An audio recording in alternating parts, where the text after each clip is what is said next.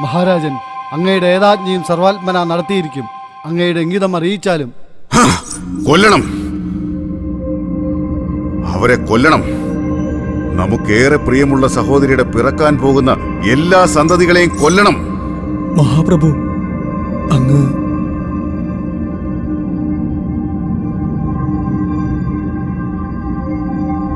അതേ മന്ത്രി, അവൾ പെറ്റിട്ട് വീഴുന്ന ഓരോ കുഞ്ഞുങ്ങളെയും എനിക്ക് കൊല്ലണം. ഇതിനടിയങ്ങൾ അതെ, ഇപ്പോൾ ഈ നിമിഷം തന്നെ വസുദേവരെയും നമ്മുടെ പ്രിയ സഹോദരിയെയും കാരാഗൃഹത്തിലടയ്ക്കണം. അങ്ങയുടെ വാക്കുകൾക്ക് എതിർവാക്കുകളില്ല പ്രഭു. ഒരു വിഷ്ണു ഭഗവാൻ ജനിച്ചു വീണ ഉടൻ മരണത്തെ പുൽകാൻ വിധിക്കപ്പെട്ട ഒരു പമ്പര വിഡ്ഢി.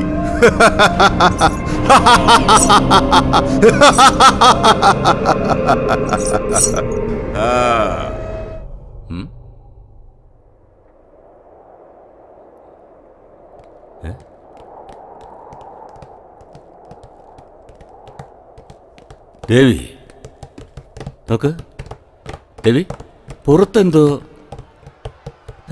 ആരവം കേൾക്കുന്ന പോലെ അല്ലേ? എന്തൊക്കെയോ വരാനിരിക്കുന്ന ആപത്തുകളുടെ ദുസൂചനകളാണെന്നാ എനിക്ക് തോന്നുന്നത്. ദൈവഹിതമുണ്ടെങ്കിൽ ഒരാപത്തും സംഭവിക്കില്ല ദേവി. വസുദേവ, നിന്നെയും നിന്റെ കുടുംബത്തെയും കാരാഗ്രഹത്തിൽ അടയ്ക്കാൻ മഹാരാജാവ് കൽപ്പിച്ചിരിക്കുന്നു.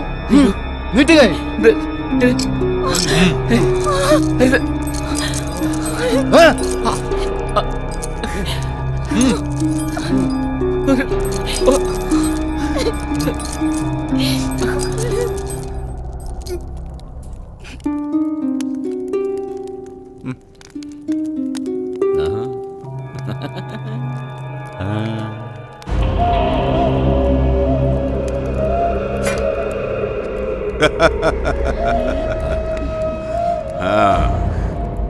ഇനി കുറച്ചു കാലം സൂര്യാസ്തമയങ്ങൾ അനുഭവിക്കാതെ, വസന്തങ്ങളും ശിശിരങ്ങളും കാണാതെ ഈ കാരാഗൃഹത്തിന്റെ ഇരുട്ടിൽ ഞെരിഞ്ഞമരട്ടെ.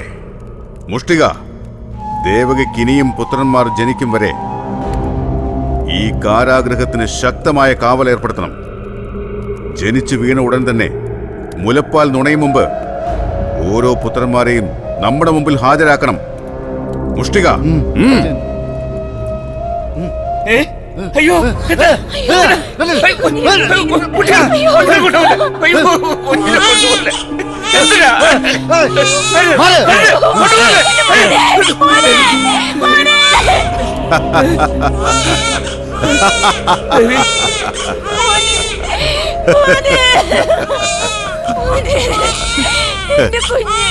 ദേവകി, ഇവനെ നാം കൊണ്ടുപോകുന്നു. നാരദരുടെ വാക്കുകൾ നമ്മെ സംശയാലുവാക്കിയിരിക്കുന്നു.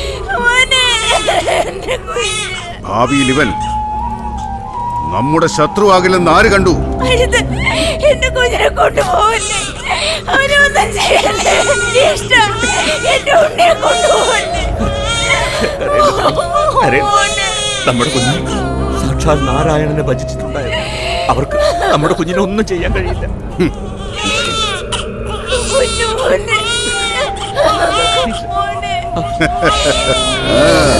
ഹേ മഹാരാജൻ, ഞങ്ങൾക്കുണ്ടാകുന്ന മുഴുവൻ കുഞ്ഞിനെയും അങ്ങ് കൊന്നൊടുക്കിയാലും അങ്ങയുടെ വിധിഹിതം എന്തോ അത് അനുഭവിച്ചേ മതിയാകൂ. നമ്മെ അധിക്ഷേപിച്ച് സംസാരിച്ചാൽ ഈ അനുഭവിക്കുന്നതിൽ പരം മറ്റെന്ത് ശിക്ഷയുണ്ട് നൽകാൻ? സൃഷ്ടികർത്താവ് നിർണയിച്ചു വെച്ച ആയുസ് മുറിയും മുമ്പേ കാലപുരിക്ക് പോകേണ്ടി വരും. ഹേ മഹാരാജൻ, ഇപ്പോ ഞങ്ങൾ മരണം കാക്ഷിക്കുന്നു. സ്വന്തം കുഞ്ഞിനെ കൊലക്കി കൊടുക്കുന്ന ഏതൊരു മാതാവിനും പിതാവിനും മരണം തന്നെയാണ് അഭികാമ്യം. നിർത്ത്. കള്ളക്കണ്ണീര് കാട്ടി ഈ മധുരാപുരിയിലെ രാജനെ നിങ്ങൾക്ക് വഞ്ചിക്കാൻ കഴിയില്ല. പോകുന്നു ഈ രാജൻ. ആദ്യത്തെ ബലിതർപ്പണത്തിനായി.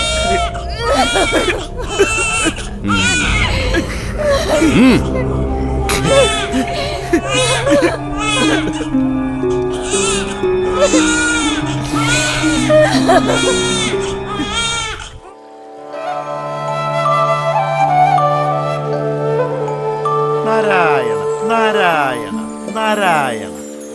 പ്രണാമം പ്രണാമം. നാരായണ നാരായണ നാരായണ നാരായണ നാരായണ നാരായണ നാരായണ നാരായണ നാരായണ നാരായണ നാരായണ നാരായണ നാരായണ നാരായണ നാരായണ. വന്ദനം നാരദ മഹാമുനി. നാരായണ നാരായണ. ലക്ഷ്മി നാരായണന്മാർക്ക് പ്രണാമം. എന്തൊക്കെയുണ്ട് ലോകവിശേഷങ്ങൾ? അല്ലയോ ശ്രീമത് നാരായണ, ബ്രഹ്മാണ്ഡ നായകനായ ഇവിടുന്ന് അറിയാത്ത കാര്യങ്ങൾ എന്തുണ്ട് ഈ പ്രപഞ്ചത്തിൽ? എങ്കിലും നാരദർ അലങ്കാരം ചേർത്ത് പറയുമ്പോൾ കേൾവിക്കൊരു രസവും വ്യക്തതയും ഉണ്ടാകും. നാരായണ നാരായണ. ദേവിയുടെ വാക്കുകളിൽ അല്പം കുസൃതിയില്ലേ എന്നൊരു സംശയം. ഒരിക്കലുമില്ല. സദാസമയവും നാരായണ മന്ത്രാക്ഷരങ്ങൾ മാത്രം ഉരുവിടുന്ന നാരദമുനിയോട് നമുക്കെന്നും ആദരവ് മാത്രമേ ഉള്ളൂ. എങ്കിലും നമുക്ക് കാര്യകാരണങ്ങളും വാർത്തകളും ഒട്ടനവധി ഉണ്ട് പറയാൻ. ആദ്യം മധുരാപുരിയിലെ വിശേഷങ്ങൾ പറയാം. കംസന്റെ കിരാത ഭരണത്തിന് കീഴിൽ പ്രജകൾ വീർപ്പ് മുട്ടുകയാണ് പ്രഭു. അതിലുപരി വസുദേവരുടെയും ദേവകിയുടെയും ജീവിതം ദുരന്തപൂർണമാണ്. അവർക്ക് ജനിച്ച 6 കുട്ടികളെയും ആ ദുഷ്ടൻ കൊന്നൊടുക്കി. ഇതിനൊരു അറുതിയില്ലേ ഭഗവാനെ? ഇങ്ങനെയൊക്കെ സംഭവിച്ചതിൽ നാരദരും ഒരു ഭാഗഭാക്കല്ലേ? കാരണങ്ങൾ സൃഷ്ടിക്കുന്നതും ഒടുവിലത് നിർവീര്യമാക്കാൻ പ്രയത്നിക്കുന്നതും നാരദർ തന്നെ. ഭഗവാനെ, നാം ഒരു ഏഷണിയും സൃഷ്ടിച്ചിട്ടില്ല. ദേവകിയുടെ 8ാമത്തെ പുത്രനായി ജനിക്കുന്നത് മഹാവിഷ്ണുവാണെന്ന് വെളിപ്പെടുത്തുക മാത്രമേ ചെയ്തിട്ടുള്ളൂ. നമുക്കെല്ലാം മനസ്സിലാക്കാൻ കഴിയുന്നു നാരദരെ. നമ്മുടെ അടുത്ത അവതാര ലക്ഷ്യവും നാരദർ പറഞ്ഞു മനസ്സിലാക്കി കൊടുത്തു. അതല്ലേ സത്യം? നാരായണ നാരായണ. ഈ ഭഗവത് സന്നിധിയിൽ ഒരു പൊയ്മുഖത്തിന്റെ ആവശ്യമില്ല. മനസ്സിലാക്കി കൊടുത്തു എന്നുള്ളതാണ് സത്യം. അല്ലെങ്കിലും ചില നേരങ്ങളിൽ ഇങ്ങനെയാ. ഓർക്കാപ്പുറത്ത് സംഭവിക്കുന്ന ഓരോ അബദ്ധങ്ങളെ ഈ ഒരൊറ്റ കാരണം കൊണ്ട് തന്നെ പലപ്പോഴും നാം നമ്മോട് തന്നെ കോപിഷ്ഠനാവാറുണ്ട്. എങ്കിലും ആ ദുഷ്ടൻ പുത്രന്മാരെ നിഗ്രഹിക്കുമെന്ന് നാം കരുതിയില്ല. നാരദരെ, കംസന്റെ അഹങ്കാരം അവസാനിക്കാറായി. ദുഷ്ടനിഗ്രഹത്തിനുള്ള സമയം അടുത്തുകൊണ്ടിരിക്കുന്നു. ദേവയ്ക്ക് അടുത്ത് ജനിക്കാൻ പോകുന്ന 7ാമത്തെ സന്താനം നമ്മുടെ സർപ്പമെത്തയായ സാക്ഷാൽ ആദിശേഷനാണെന്നറിയുക. നാരായണ നാരായണ. ശേഷം അധികം താമസിക്കാതെ നാം കൃഷ്ണാവതാരമെടുക്കും. അതിനുവേണ്ടിയുള്ള ഒരുക്കങ്ങൾ പൂർത്തിയാക്കണം. ഞാൻ യോഗമായ ദേവിയെ കാണാൻ പോവുകയാണ്.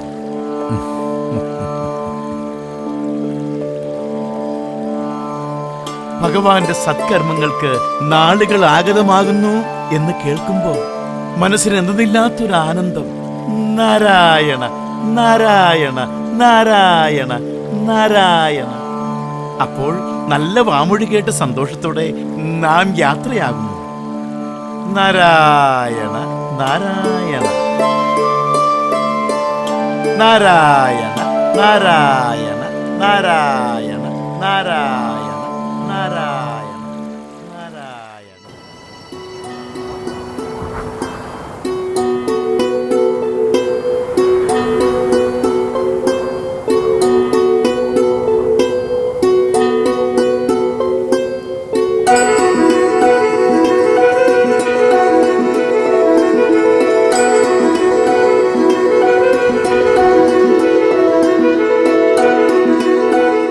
പ്രണാമം വൈകുണ്ഠേശ്വര. അങ്ങയുടെ മനതാരിൽ നമ്മെക്കുറിച്ച് ചിന്തയുണരാൻ എന്താണ് ഹേതു ശ്രീഹരി? പറയാം ദേവി. മധുരാപുരിയിലെ രാജാവായ കംസൻ ഇഹലോകത്തിനും പരലോകത്തിനും ഒരുപോലെ പേടിസ്വപ്നമായിരിക്കുന്നു. ദേവന്മാരും ഋഷിവര്യന്മാരും നമ്മെ ഈ കാര്യം ധരിപ്പിച്ചിരിക്കുകയാണ്. കംസൻ എല്ലാവരുടെയും ഉറക്കം കെടുത്തുന്നു. അവരുടെ സങ്കടങ്ങൾ നമ്മെ വല്ലാതെ വേദനിപ്പിക്കുന്നു. പ്രഭു, വൈകുണ്ഠനാഥനായ അങ്ങേക്ക് കഴിയാത്ത കാര്യങ്ങളാണോ ഈ വിഷയത്തിന്റെ പരിഹാരം? ആയതിനാൽ നാം എന്താണ് ചെയ്യേണ്ടത് പ്രഭു? ദേവിയുടെ ചോദ്യം അസ്ഥാനത്തല്ല. അതുകൊണ്ട് തന്നെയാണ് നാം ദേവിയെ മനസ്സിൽ കണ്ടത്. എന്തുകൊണ്ടും ഈ വിഷയത്തിൽ ദേവിയാണ് അനുയോജ്യ. പറഞ്ഞാലും പ്രഭു, ഈയുള്ളവൾ സദാസമയവും അങ്ങയുടെ ആജ്ഞാനുവർത്തിയാണ്. ദേവി, ചില നിർദ്ദേശങ്ങളുമായിട്ടാണ് ഞാൻ ദേവിയുടെ മുന്നിൽ ആഗതനായിരിക്കുന്നത്. പറഞ്ഞാലും വൈകുണ്ഠേശ്വര. ഗോകുലത്തിൽ ദേവകിയുണ്ട്. ദേവകിയുടെ ഗർഭത്തെ നീ രോഹിണിയിലേക്ക് ആവാഹിക്കണം. ശേഷം ഞാൻ ദേവകിയുടെ പുത്രനായി ജനിക്കും. നീ നന്ദഗോപുരുടെ പത്നിയായ യശോദയുടെ പുത്രിയായി ജനിക്കണം. എല്ലാം അവിടുത്തെ ആജ്ഞ പോലെ.